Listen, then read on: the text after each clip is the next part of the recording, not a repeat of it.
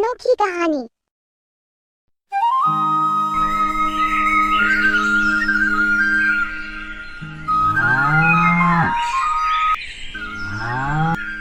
सुंदरपुर गांव में एक गरीब किसान गोपाल अपनी पत्नी राधा और बच्चों के साथ रहता था। गोपाल बहुत ही मेहनती था, लेकिन उसके पास जमीन कम थी और फसलों की पैदावार भी अच्छी नहीं होती थी। एक दिन गोपाल जंगल में लकड़ी काटने गया। वह बहुत थका हुआ था, इसलिए उसने एक पेड़ के नीचे आराम करने का फैसला किया। जंगल में आराम करते समय उसे ध्यान से देखने पर एक चमकती हुई वस्तु नजर आई। क्या ये कोई साधारण वस्तु हो सकती है? उत्सुकता में गोपाल उस ओर गया और पाया कि वहां एक पुराना लेकिन चमकदार मटका रखा था। गोपाल ने मटका उठाया और उसे लेकर घर चला आया। देखो राधा, मुझे जंगल में यह सुनहरा घड़ा मिला है। लगता है यह एक जादुई घड़ा है। अच्छा, पर मुझे तो ऐसा नहीं लगता है कि यह कोई एक जादुई घड़ा है। मुझे तो कुछ ऐसा ही लग रहा है कि किसी ने इसे जंगल में फेंक दिया है। सुनो, क्यों ना हम उस घड़े को आजमा कर देखें कि सही में वह जादुई घड़ा है या नहीं है। तेज रोशनी निकली और एक जादुई आवाज गूंजी। मैं हूँ जादुई मटका। तुम्हें जो भी मुझसे मांगना है तुम मुझे मांग सकते हो। सच में ऐसा हो सकता है? लेकिन फिर उसने सोचा, क्यों न इसे आजमाया जाए। उसने मटके से कहा, मुझे बर्तन भर सोना चाहिए। और क्या था, मटके से सोना निकलकर गोपाल के सामने आ गया। गोपाल की खुशी का ठिकाना रहा।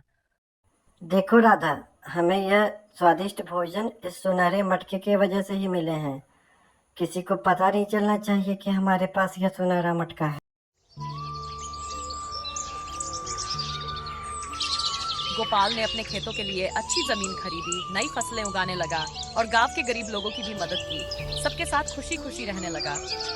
लेकिन इस नई जिंदगी की खबर गांव के लालची सेठ मंगलचंद तक पहुंच गई। मालिक, मैंने सुना है उस गरीब गोपाल को घड़ी की घड़ी मिली है जिससे वो सोने की मोहरें निकलती है और वो पैसों से वो गरीब लोगों की मदद करता है। अरे वाह, तुम तो बहुत अच्छी खबर लाए हो। भला उस गरीब गोपाल के पास सोने की घड़ी कहाँ से आ गई? इस तरह चलता रहा तो गोपाल मुझसे भी अमीर हो जाएगा। क्यों ना मैं उसके घर से सोने की घड़ी को चुरा कर ले आऊं, ताकि मैं और भी अमीर हो जाऊंगा। जब गोपाल और राधा घर पर नहीं थे, मंगलचंद ने मौका पाकर मटका चुरा लिया और अपने घर ले गया। उसने मटके से सोना मांगा, लेकिन मटका कुछ भी नहीं दे सका। मंगलचंद ने कई बार मटके से अलग अलग चीजें मांगी, पर मटका बिल्कुल चुप रहा। क्या उसकी लालच ने उसे अंधा कर दिया था? गुस्से में मंगलचंद ने मटके को तोड़ दिया, लेकिन तोड़ने पर भी मटका खाली निकला। असल में मटका केवल गोपाल जैसे सच्चे और ईमानदार व्यक्ति की मदद करने के लिए था।